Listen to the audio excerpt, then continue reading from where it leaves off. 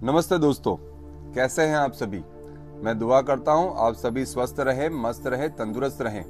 मैं हूं गौरव राठौड़ और आप देख रहे हैं बुक विजडम। आज का हमारा टॉपिक है श्रीमद् भगवत गीता का सार, आधुनिक जीवन की हर समस्या का समाधान। क्या आप अपनी जिंदगी में किसी चौराहे पर खड़े हैं जहां आपको समझ नहीं आ रहा है कि कौन सा रास्ता सही है? क्या आपका मन चिंताओं, डर और भविष्य की अनिश्चितता से घिरा हुआ है? हजारों साल पहले कुरुक्षेत्र के मैदान में अर्जुन की भी कभी यही ही स्थिति थी। वह अपनों के सामने खड़ा था, उसके हाथ कांप रहे थे और उसका मन भ्रमित था। तब भगवान श्री कृष्ण ने उन्हें जो उपदेश दिया था वह केवल एक युद्ध का मार्गदर्शन नहीं था, बल्कि वह जीवन जीने का मनोविज्ञान था। आज के इस विशेष वीडियो में हम किसी एक अध्याय की नहीं बल्कि पूरी श्रीमद् भगवत गीता के उस सार की बात करेंगे जो आधुनिक और आज के इंसान की हर मानसिक, आर्थिक और आध्यात्मिक समस्या का समाधान कर सकता है। आज का यह सफर थोड़ा लंबा होगा क्योंकि हम सत्य की गहराइयों में उतरने वाले हैं। मेरा आपसे निवेदन है कि इस वीडियो को अंत तक और बहुत शांति से सुनिएगा, क्योंकि आज आप अपनी जिंदगी की हर उलझन का जवाब पाने वाले हैं। पहला सूत्र, शरीर और आत्मा का भेद।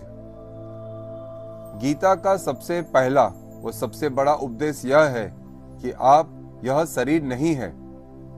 भगवान श्री कृष्ण कहते हैं कि जैसे इंसान पुराने कपड़े बदलकर नए कपड़े पहन लेता है, वैसे ही आत्मा एक शरीर को छोड़कर दूसरा धारण करती है। आज के समय में हमारा सबसे बड़ा डर मृत्यु है या कुछ खोने का डर है। श्री कृष्ण कहते हैं, श्री कृष्ण हमें सिखाते हैं कि जो कभी मरता नहीं उसके लिए दुखी क्या होना। जब आप यह जान लेते हैं कि आप एक अनंत ऊर्जा का हिस्सा हैं, तो आपका डर खत्म हो जाता है। आप परिस्थितियों के ऊपर उड़ जाते हैं। यह ज्ञान हमें साहस देता है कि हम मुश्किलों का सामना डटकर करें, क्योंकि हार या जीत सिर्फ शरीर और मन के स्तर पर है, आत्मा तो हमेशा अजय है। सूत्र नंबर 2, कर्मयोग, कर्म का विज्ञान।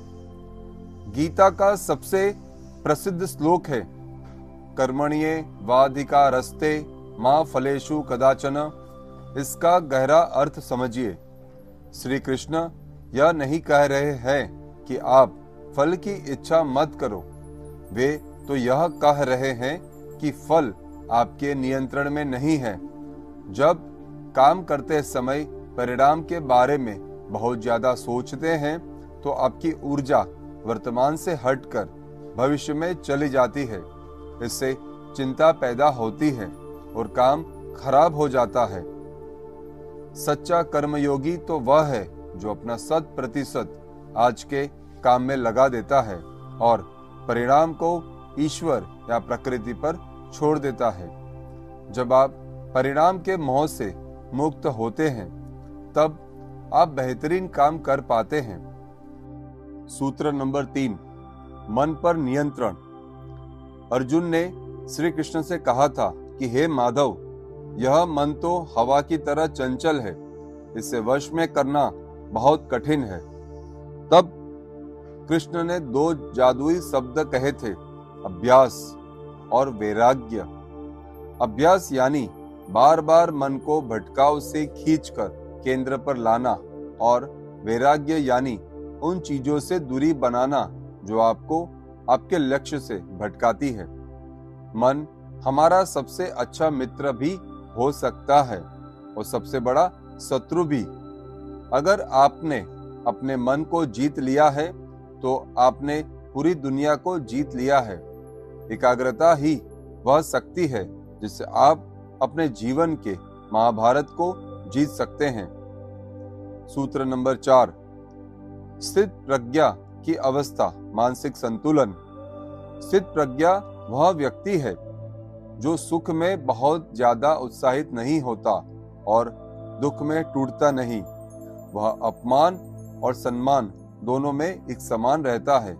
आज के दौर में हम छोटी सी हार से डिप्रेशन में चले जाते हैं और छोटी सी सफलता में अहंकार से भर जाते हैं।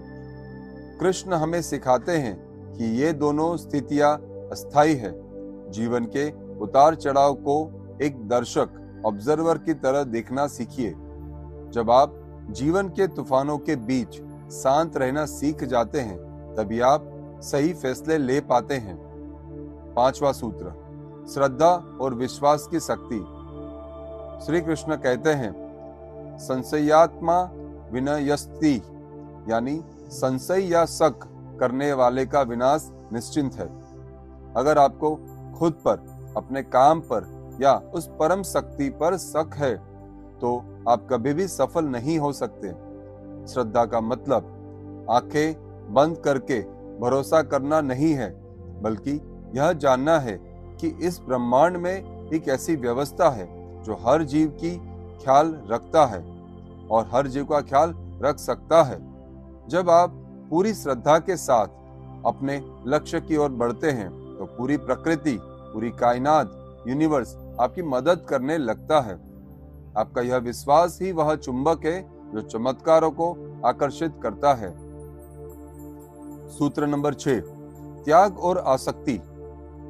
हम अक्सर चीजों और लोगों से इतने ज्यादा जुड़ जाते हैं कि उनके बिना अपना वजूद भूल जाते हैं।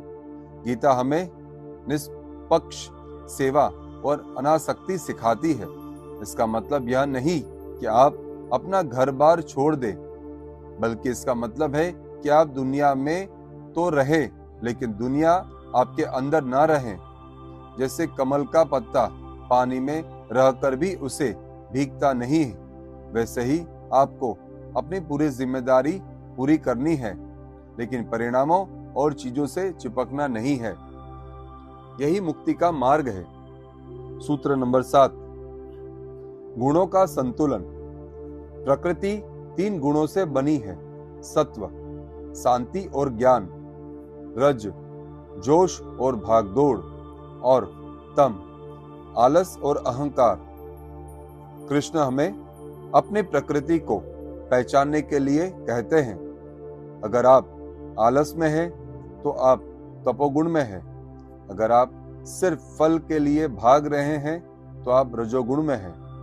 लेकिन अगर आप ज्ञान और लोक कल्याण के लिए काम कर रहे हैं तो आप सतोगुण में हैं।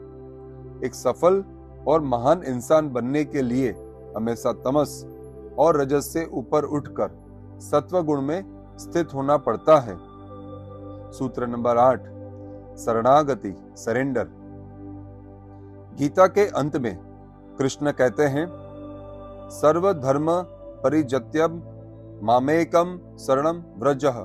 इसका अर्थ है कि आपके अपने सारे अहंकार, अपनी सारी चिंताओं और अपनी सारी योजनाओं को उस परम चेतना को सौंप दो।